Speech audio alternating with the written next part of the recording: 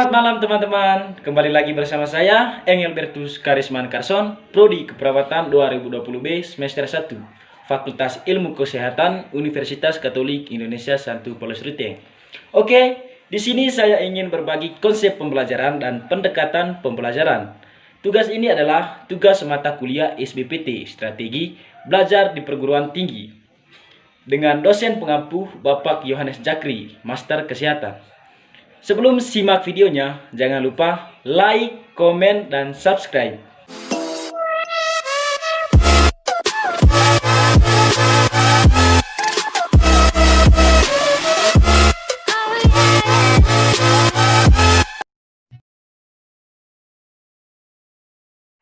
Jelaskan tentang konsep teori pembelajaran.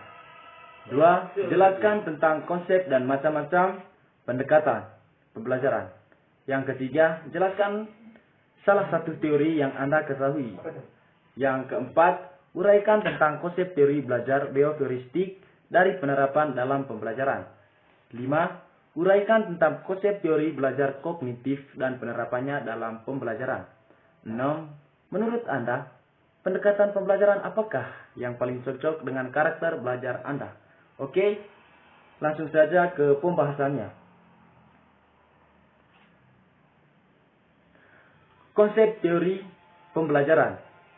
Proses pembelajaran adalah suatu usaha untuk membuat siswa belajar, sehingga peristiwa tersebut merupakan peristiwa belajar atau event of learning.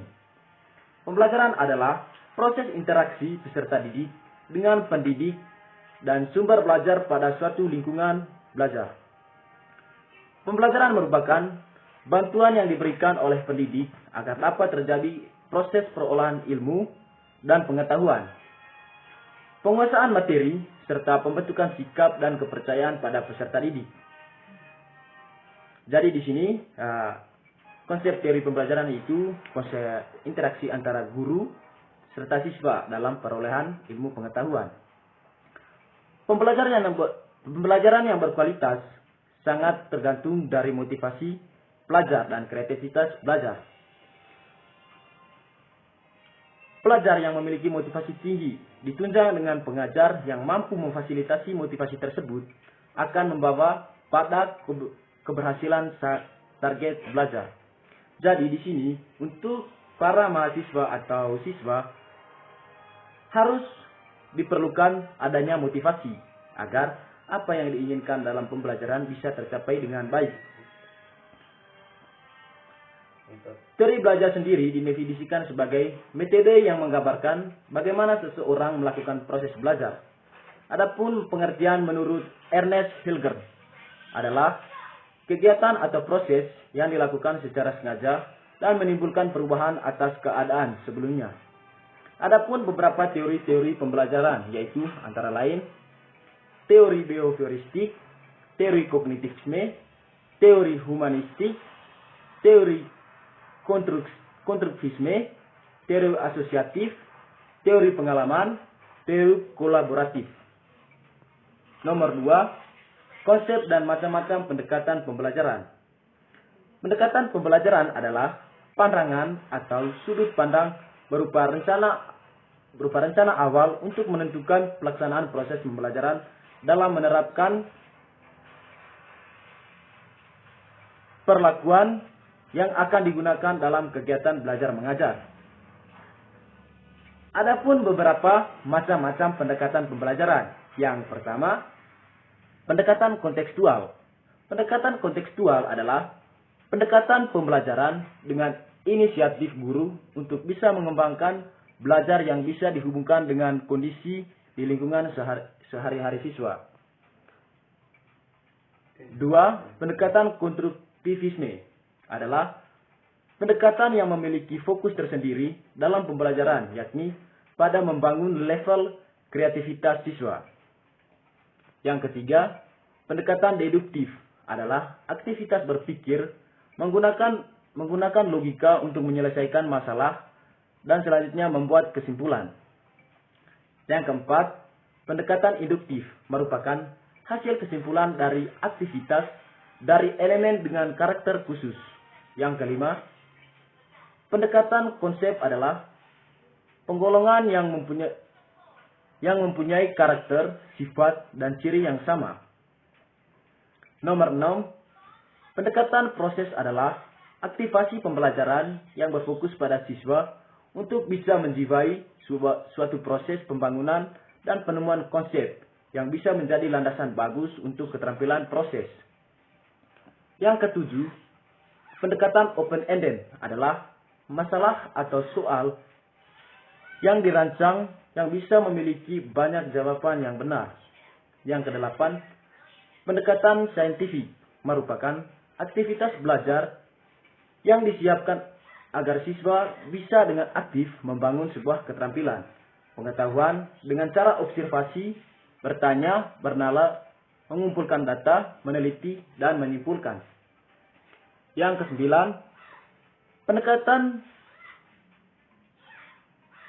malistik merupakan awal dari pendekatan realistik atau RME, Realistic Mechanic Education. Yang ke-10, pendekatan sains, teknologi, dan masyarakat adalah kombinasi dan keterampilan proses, pendekatan konsep, pendekatan lingkungan, dan discovery.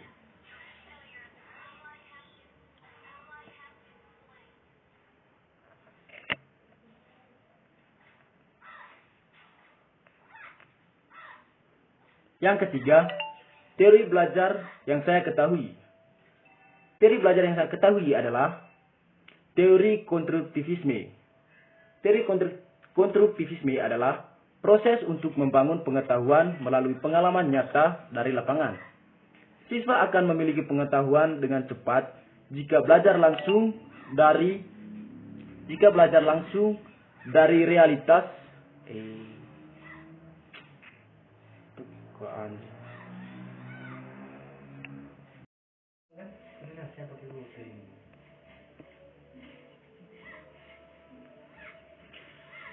Yang ketiga, teori belajar yang saya ketahui adalah teori konstruktivisme.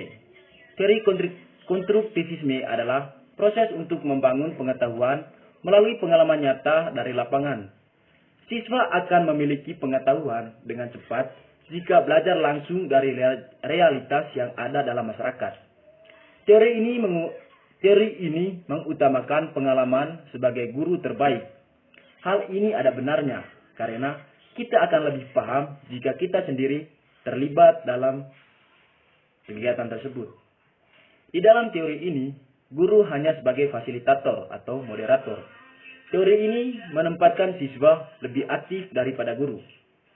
Yang keempat, konsep teori behavioristik dan penerapannya dalam pembelajaran. Teori behavioristik adalah sebuah teori yang mempelajari tingkah laku manusia. Menurut Desmita, teori behavioristik adalah teori belajar memahami tingkah laku manusia yang menggunakan pendekatan objektif, mekanistik, dan materialistik, sehingga perubahan tingkah laku pada diri seseorang dapat dilakukan melalui upaya pengkondisian dan mempelajari tingkah laku manusia melalui pengamatan. Yang kelima, konsep teori kognitif dan penerapannya dalam pembelajaran.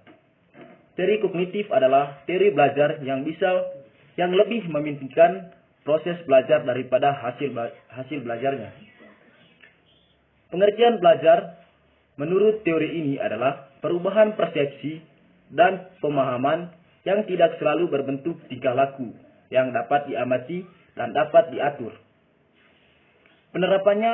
Penerapannya dalam belajar kognitif ini adalah hakikat belajar menurut teori ini dijelaskan sebagai suatu aktivitas belajar yang berkaitan dengan penataan informasi, reorganisasi perseptual, dan proses intelektual.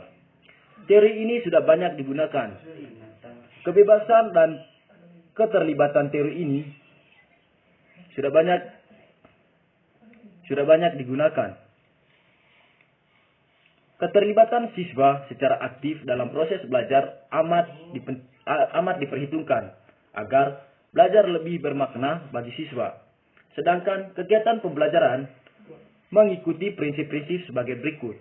Yang pertama, siswa bukan sebagai seorang dewasa yang mudah dalam proses berpikirnya.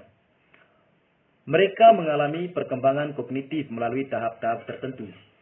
Yang kedua, anak usia prasekolah dan awal sekolah dasar akan dapat lebih mudah jika baik, terutama jika menggunakan benda-benda konkret.